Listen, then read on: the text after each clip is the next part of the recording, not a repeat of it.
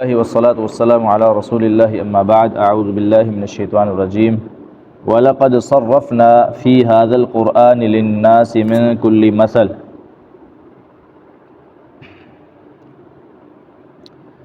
وَلَقَدْ اور بلا شبہ یقیناً صرفنا ہم نے پھیر پھیر کر بیان کیا فی هَذَا الْقُرْآنِ اس قرآن میں لِلنَّاسِ لوگوں کے لیے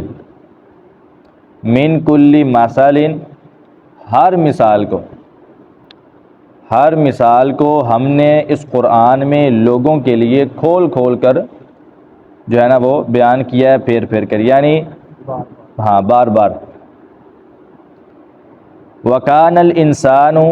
اور انسان ہمیشہ سے ہے اکثر شیء سب چیزوں سے زیادہ، جادلہ جھگڑا کرنے والا، سب چیزوں سے زیادہ جھگڑا کرنے والا انسان ہمیشہ سے ہے۔ ہر چھوٹی سی بات پہ جھگڑا، ہر چھوٹی سی بات پہ جھگڑا، کوئی بات بھی نہیں ہونی، فضول ہی غصہ اور جھگڑا، یہ انسان کی ہمیشہ سے عادت رہی ہے، جو کہ صحیح نہیں ہے۔ کیونکہ نبی صلی اللہ علیہ وسلم نے ایک صحابی سے کہا تھا نا، صحابی نے کہا لیکن مجھے وصیت فرما دے، تو آپ نے فرمایا لا تغضب، غصہ نہ کرنا۔ اس نے کہا کوئی اور وصیت، فرمایا لا تغضب، غصہ نہیں کرنا۔ انہوں نے کہا کوئی اور، فرمایا لا تغضب۔ 3 مرتبہ اس نے کہا کہ مجھے کوئی وصیت کر دیں اس کے علاوہ کوئی اور، تو آپ نے یہی کہا کہ لا تغضب لا تغضب لا تغضب، غصہ نہ کریں غصہ نہ کریں۔ تو غصے والی جو چیز ہے وہ آپ نے یہ بھی فرمایا کہ غصہ جو ہے وہ شیطان کی طرف سے ہوتا ہے، اور یہ بھی کہا کہ اگر کسی انسان کو غصہ آئے تو اس کو چاہیے کہ وہ اگر کھڑا ہے تو بیٹھ جائے، اگر بیٹھا ہے تو لیٹ جائے، اور اگر اس طرح کے کوئی مسئلہ ہے کہ غصہ پھر بھی ختم نہیں ہو رہا تو پانی پیے اور اعوذ باللہ کثرت سے پڑھے، تو اللہ تعالیٰ جو ہے نا وہ شیطان کی طرف سے دیا گیا یہ غصہ اس کا ختم کر دے۔ تو غصے کو ختم کرنے کے حوالے سے اعوذ باللہ سب سے زیادہ ہے، بہت زیادہ قوی ہے یہ۔ تو غصہ آتا ہے تو جھگڑا ہوتا ہے، تو اس وجہ سے انسان ہمیشہ سے سخت جھگڑالو ہے، تو اس جھگڑے سے بچنا چاہیے اور اپنی اس روش اور عادت کو ختم کرنے کی کوشش کرنی چاہیے، کیونکہ جھگڑا جو ہے وہ انسان کو بہت دور کی ناراضگیوں میں لے جاتا ہے، جو کہ شریعت نے منع کیا ہے۔ اللہ تعالیٰ معاف فرمائے، استغفر اللہ۔ اور قرآن پاک میں مثالیں بیان کرنے کا مقصد یہ ہے، مثالوں سے چونکہ بات جلدی سمجھ آتی ہے اور بہتر طریقے سے سمجھ آتی ہے، تو اس وجہ سے مثالیں بیان کی ہیں۔ ویسے مثالیں بیان کرنے کا کوئی اتنا خاص کوئی اور مقصد نہیں ہے، صرف یہی مقصد ہے کہ لوگوں کو بات اچھے طریقے سے سمجھ آ سکے۔ جس طرح اللہ تعالیٰ نے پچھلے رکوع میں 2 باغوں کے مالک کا جو اس کی مثال بیان کی، پھر اسی طرح کھیتی کی مثال بیان کی پچھلے رکوع میں، تو یہ ساری مثالیں بیان اس وجہ سے کی ہیں تاکہ لوگوں کو بات اچھی طرح سمجھ آ سکے۔ وَمَا مَنَعَ النَّاسَ أَن يُؤْمِنُوا اور لوگوں کو نہیں روکا کسی بھی چیز نے، ان یؤمنوا کہ وہ ایمان لائیں، اذ جاءہم الہدی جب ان کے پاس ہدایت آ گئی، ہدایت آنے کے بعد ان کو ایمان لانے سے کسی چیز نے نہیں روکا۔ وَيَسْتَغْفِرُوا رَبَّهُمْ اور وہ بخشش طلب کریں اپنے رب سے، یعنی ہدایت آنے کے بعد ایمان لانے سے اور بخشش طلب کرنے سے ان کو کسی چیز نے نہیں روکا، الا مگر ان تأتیہم یہ کہ آ جائے ان کے پاس سنت الاولین پہلے لوگوں کا سا معاملہ، یعنی وہ طریقہ وہ معاملہ جو پہلے لوگوں کے ساتھ ہوا تھا وہی ان کے ساتھ ہو، تو پھر یہ جو ہے نا ایمان لائیں گے۔ او یا پھر یأتیہم آئے ان کے پاس العذاب عذاب قبولا سامنے، ان کے سامنے یہ عذاب کو دیکھ لیں، ان کے سامنے موجود ہو جائے عذاب، تو پھر جو ہے وہ یہ ایمان لائیں گے۔ اس کے 2 معنی بیان کیے جاتے ہیں۔ ایک معنی یہ بیان کیا جاتا ہے کہ لوگ یعنی مشرکین جو تھے یا کافرین جو ہیں وہ کہتے ہیں کہ ہم ایمان تب لائیں گے جب ہم تمہاری کہی ہوئی یہ جو باتیں ہیں نا کہ تم پر عذاب آ گئی ہوگا ہم سامنے دیکھ لیں، پھر ہم ایمان لے آئیں گے، پھر ہم استغفار بھی کر لیں گے، ٹھیک ہے۔ تو دوسرا اس کا معنی یہ ہے کہ ان کو بات تب تک سمجھ آئے گی جب ان کے پاس دونوں چیزیں ہوں گی، ایک تو دنیا میں عذاب، ایک آخرت میں عذاب۔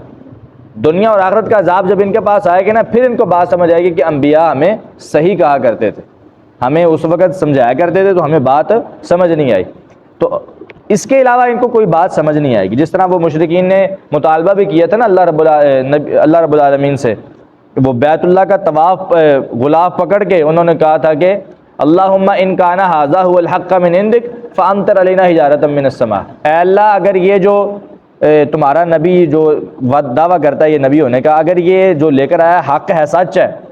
تو پھر ہم پر پتھروں کی بارش نازل فرما۔ تو یعنی یہ نہیں کہا کہ ہمیں ایمان لانے کی توفیق دے، بلکہ کیا کہا کہ ہم پر پتھروں کی بارش نازل فرما اور ہم پر دردناک عذاب کو بھیج دے۔ تو وہ اسی چیز کو جو ہے نا وہ مطالبہ کیا کرتے تھے کہ اگر اے سچے تے پھر سڑتے عذاب کیوں نہیں ہوتا، ٹھیک ہے۔ تو اللہ تعالیٰ فرماتے ہیں کہ اگر یہی چیز ہے تو پھر یہ چاہتے ہیں کہ ہم پر وہ عذاب آئے جو قوم عاد پر آیا، قوم سمود پر آیا، قوم لوط پر آیا، وہ ہم پر آئے۔ تو جب تک اے نبی آپ ان میں موجود ہیں، ان پر وہ پہلے والا عذاب نہیں آ سکتا۔ وما کان اللہ لیعذبہم وانت فیہم، اے نبی اسلام جب تک آپ ان کے اندر موجود ہیں اللہ تعالیٰ ان کو وہ والا عذاب پہلے والا نہیں دے گا۔ اور پھر نبی علیہ السلام نے اس بات کی دعا کی تھی کہ اللہ میری امت کو اکٹھا ایک ہی مرتبہ میں ہلاک نہ کرنا، کیونکہ پچھلی ساری قومیں جو ہیں جنہوں نے گناہ کیا، اللہ تعالیٰ کی نافرمانی کی، وہ یک بار ہلاک ہوئے۔ قوم عاد جو ہے ساری کی ساری قوم، قوم لوط ساری کی ساری قوم، قوم سمود ساری کی ساری قوم، یعنی سارے جتنے بھی انبیاء تھے ان کی جون سی قوموں نے ان کو جھٹلایا، بات نہیں مانی، ساری قوموں کو اللہ تعالیٰ نے ایک ہی بار میں ہلاک کیا۔ تو نبی علیہ السلام نے دعا کی تھی اللہ میری امت کو ایسا نہ کرنا، تو اللہ تعالیٰ نے وہ دعا قبول کی، اسی وجہ سے آج ہماری امت بچی ہوئی ہے۔ ورنہ جو ان کے اندر گناہ تھے وہ تو میرے خیال پھر بھی کم تھے، یہ تو گناہوں کے مجموعے ان کے اندر موجود ہیں۔ جو گناہ پہلی امتوں میں تھے ان کے اندر تو ایک ایک گناہ تھا، ان کے اندر وہ ساری امتوں کے گناہ موجود ہیں۔ تو یعنی کوئی جواز نہیں بنتا ان کو چھوڑنے کا، لیکن نبی صلی اللہ علیہ وسلم نے چونکہ دعا کی ہے، اس دعا کی برکت کی وجہ سے آج امت بچی ہوئی ہے۔ تو لیکن اللہ تعالیٰ پھر بھی امت کو سمجھانے کے لیے کچھ نہ کچھ تھوڑے تھوڑے عذاب جو ہے وہ دیتا رہتا ہے تاکہ امت جو ہے نا وہ سمجھ جائے۔ سورہ سجدہ میں اللہ تعالیٰ نے کہا وَلَنُذِيقَنَّهُم مِّنَ الْعَذَابِ الْأَدْنَىٰ دُونَ الْعَذَابِ الْأَكْبَرِ، ہم ان کو بڑے عذاب سے پہلے چھوٹے عذاب چکھاتے ہیں، لَعَلَّهُمْ يَرْجِعُونَ تاکہ یہ واپس آ جائیں، تاکہ میری بات کو ماننے والے تاکہ یہ بات کو مان لیں، میرے راستے کی طرف واپس آ جائیں۔ تو جو عقل مند ہوتے ہیں اللہ تعالیٰ کی طرف آنے والے ہوتے ہیں وہ تو سمجھ جاتے ہیں کہ اللہ تعالیٰ ہمیں سمجھانا چاہ رہا ہے، لیکن جو ہوتے دوسرے وہ آرام سے وہی اپنی پرانی حالت پر ڈٹے رہتے ہیں۔ جس طرح کہ یہ اب دیکھ لیں امریکہ پر پچھلے دنوں کتنا زیادہ اللہ تعالیٰ کا عذاب، آدھا امریکہ جو ہے وہ برف کی لپیٹ میں اور آدھا آگ کی لپیٹ میں، لیکن اس کے باوجود ان کو سمجھ نہیں آئی، اس کے باوجود ان کو سمجھ نہیں آئی کہ اللہ تعالیٰ جو ہے نا وہ ہمیں عذاب دے رہا اور ہمیں سمجھانا چاہ رہا، نہیں سمجھ آئی، اپنے اسی روش پر ڈٹے ہوئے ہیں، دوبارہ پھر وہی کام کر رہے ہیں جو پہلے کر رہے تھے۔ تو اب یہ پچھلے دنوں جو 2-3 دن پہلے اسلام آباد میں آیا ہے وہ تو سالہ باری والا سارا عذاب، تو یہ چیزیں جو ہے نا اللہ تعالیٰ انسان کو درست کرنے کے لیے، اس کے پچھلے گناہوں کی معافی دلوانے کے لیے اس کو سمجھاتا ہے کہ اب تو واپس آ جا، واپس آ جا، تو جس راستے پہ جا رہا اس راستے پہ نہ جا، واپس سیدھے راستے پہ آ جا۔ تو اگر انسان سمجھ جائے تو اچھی بات ہے، نہ سمجھے گا تو پھر بڑا عذاب تو ہے ہی۔ تو اللہ تعالیٰ ہمیں بڑے عذاب سے بھی بچائے اور چھوٹے عذاب سے بھی بچائے۔ ترجمہ دوبارہ سنیں، وَلَقَدْ صَرَّفْنَا، البتہ تحقیق ہم نے پھیر کر بیان کیا ہے، فی ھذا القرآن، اس قرآن میں، للناس لوگوں کے لیے، من کل مثل ہر قسم کی مثال، وَكَانَ الْإِنسَانُ اور انسان ہمیشہ سے ہے، اکثر شیء ہر چیز سے سب سے زیادہ، جدلاً جھگڑا کرنے والا، یعنی جھگڑنے والا انسان جو ہے ہمیشہ سے ہی ہر چیز سے زیادہ جھگڑا کرنے والا ہے، ہیلے بہانے تلاش کرتا ہے جھگڑا کرنے کے، چھوٹی چھوٹی بات پہ غصہ کرنا اور جھگڑا کرنا، یہ انسان کی روش شروع سے چلتی آ رہی ہے اور یہ شیطان کا کام ہے۔ وما منع الناس، اور لوگوں کو کسی چیز نے نہیں روکا، ان یؤمنوا کہ وہ ایمان لائیں، اذ جاءہم الہدی جب ان کے پاس ہدایت آ گئی، وَيَسْتَغْفِرُوا رَبَّهُمْ اور اپنے رب سے بخشش مانگنے کے حوالے سے بھی ان کو کسی چیز نے نہیں روکا، الا مگر ان تأتیہم یہ کہ آ جائے ان کے پاس، سنت الاولین وہ پہلے لوگوں والا معاملہ ان کے ساتھ پیش آ جائے، او یا پھر یأتیہم آئے ان کے پاس عذاب قبولاً سامنے، یا تو ان کے پاس ہاں جی یعنی کہ جتنے بھی اب لوگ ہیں نا یہ لوگ اس وجہ سے ایمان نہیں لا رہے کہ ان کے اوپر اب وہ یہ چاہتے ہیں کہ اگر وہ عذاب آئے گا تو پھر ایمان لائیں گے۔ صدق اللہ۔